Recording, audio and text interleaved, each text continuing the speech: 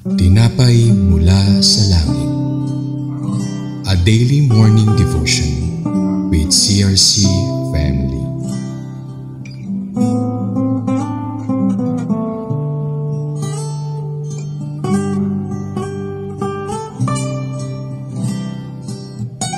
Isang mapagpalang umaga po sa ating lahat. Ako po si Sister Ellen ng CRC Batangas. Samahan niyo po kami sa aming programang Tinapay Mula sa Langit, ang pang-araw-araw na debosyon sa salita ng Diyos. Ngayong umaga ay matutunghayan natin ang Book of Numbers, chapter 33 verses 32 to 41 na pinamagatang Israel's Journey from Hor-Haggidgad to Salmona. Bago po tayo magpatuloy ay dumako muna tayo sa maiksing panalangin. Purihin ka, O Diyos, na dakila at makapangyarihan sa lahat. Salamat po, Panginoon, sa araw na ito, sa masaganang biyaya na patuloy mong ibinubuhos at pinagkakaloob sa bawat isa sa amin. Samahan mo kami sa pagninilay-nilay ng iyong salita. Ito po ang aming samo at dalangin. In Jesus' name we pray. Amen. So bago po tayo magpatuloy ay dumako muna tayo at basahin ang salita ng Diyos sa Book of Numbers, chapter 33, 32 to 41.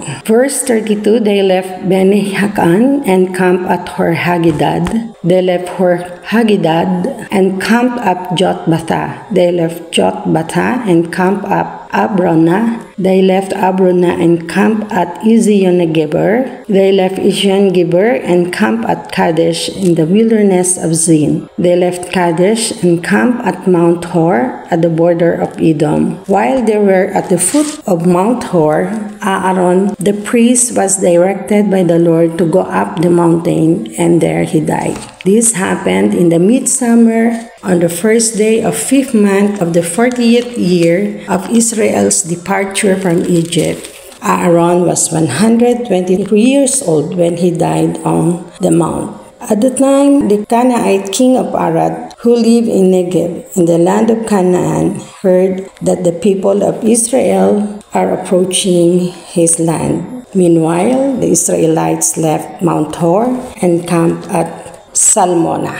Papuri sa Diyos sa pagkakabasa ng kanyang salita. Verse 32, umalis sila sa Bene Hakan at nag-camp sa Hor-Haggidgad, na kung saan ito ang pivotal moment nila upang makapasok na sa Promised Land. Sa verse 33, pagkaalis ng Bene Hakan, nagtungo sila sa Jotbatha. Nagkaroon sila ng kakulungan sa tubig. Nanalangin si Moses at ang Diyos ay nag-provide ng streams of water. Sa verse 34, nag-camp sila sa Abrona. Verse 35, tumuloy sila sa Ezion-Geber or sa Red Sea. Verse 36, nagtuloy sila sa Kadesh, syudad sa region of Syria, famous site sa battle between Pharaoh and Ramses. Sa verse 37, nakarating sila sa bundok ng Hor na nasa hangganan ng Edom. Binawalan sila na huwag dadaan sa lugar na nasasakupan ng mga Edomita. Kaya naman humanap sila ng way upang makarating sa Mount Hor. Samantalang habang nasa paanan sila ng bundok ay pinaakyat ni Yahweh si Moses at Aaron at ipinaalam na doon na mamamatay si Aaron dahil sa kanyang pagsuway.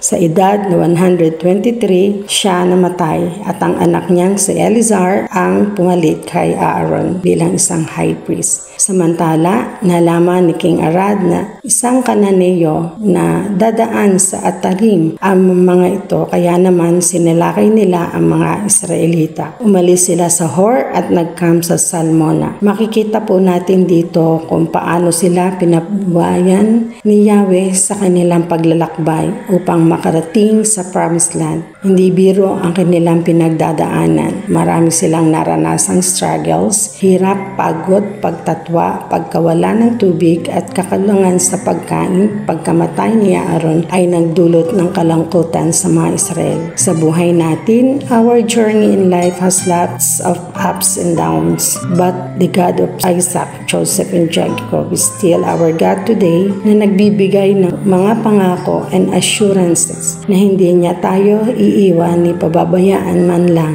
Sa Jesus, ang ating faithful provider, even in the most challenging circumstances of our life. Tayo po ay manalangin. Purihin ka o Diyos sa umagang ito. Salamat sa umagang ito na patuloy na kami ay binibigyan mo ng kaalaman tungkol sa iyong salita. Salamat sa pagbubulay-bulay at nawa nga po ay pagbubulay-bulay na ito ng iyong salita ay maging kalakasan ng bawat nakikinig. Maraming salamat po Panginoon. Patuloy na patnubayan mo ang bansang Pilipinas na anuman ang mga struggles ng aming bansa, ang iyong pangako at ang iyong assurance ang aming pong pinanghahawakan. Ito po ang aming samo at dalangin. In Jesus' name we pray. Amen. Maraming salamat po sa inyong pakikibahagi sa ating programang Tinapay Mula sa Langit. Sama-sama po ulit tayo magnilay-nilay ng kanyang salita bukas alas 5:30 ng umaga. Malaya po natin itong i-share upang marami pang papagpala sa pakikinig ng iyong salita. To God be all the glory. Maraming salamat po sa inyong lahat.